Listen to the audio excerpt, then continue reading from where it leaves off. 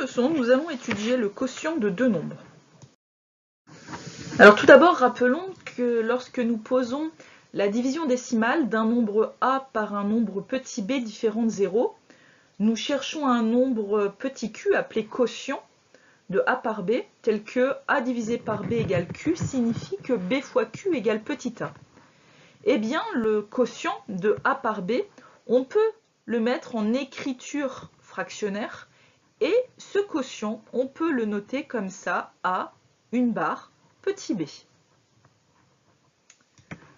Donc, a divisé par b peut se noter sous forme fractionnaire avec petit a en haut, c'est-à-dire au numérateur, et petit b, le diviseur, au dénominateur. Si petit a et petit b sont deux nombres entiers, l'écriture fractionnaire, a sur b, est appelée fraction. On peut faire aussi la remarque que comme a sur b, c'est le quotient, c'est-à-dire que a sur b, c'est petit q tel que b fois q égale petit a, on a donc bien b fois a sur b qui est égal à petit a. À cela, nous pouvons faire plusieurs remarques. Alors, première chose, un quotient peut être un nombre entier.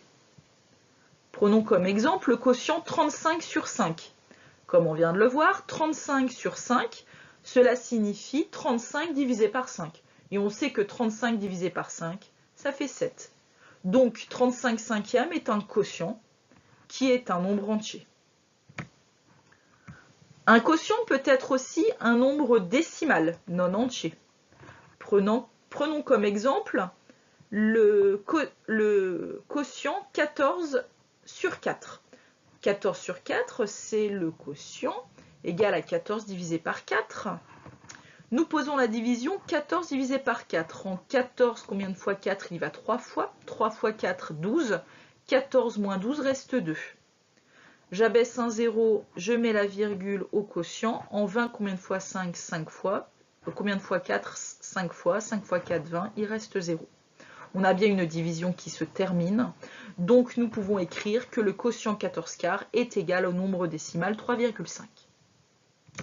Mais aussi, parfois, les divisions ne tombent pas justes. Et de ce fait, un quotient peut ne pas avoir d'écriture décimale. Dans ce cas, on peut quand même donner des valeurs approchées de ce quotient. Alors, prenons l'exemple du quotient 2 tiers. Donc, faisons la division 2 divisé par 3. En 2, combien de fois 3? Il y va 0 fois. 0 fois 3, 0. 2 moins 0 reste 2.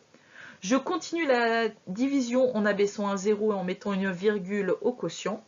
En 20, combien de fois 3? 6 fois. 6 fois 3, 18. 20 moins 18 reste 2. J'abaisse de nouveau un 0. En 20, combien de fois 3? 6 fois. 6 fois 3, 18. 20 moins 18 reste 2. Bon, on s'aperçoit que cette division ne s'arrête pas. Donc, le quotient de 2 tiers n'est pas un nombre décimal. Nous ne pouvons pas écrire que 2 tiers égale un nombre décimal. Cependant, nous pouvons quand même donner des valeurs approchées de ce quotient.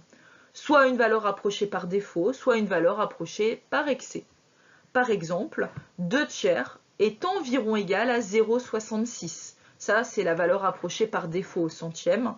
Ou on pourrait dire que 2 tiers, c'est environ égal à 0,67 si nous voulons donner une valeur approchée par excès au centième.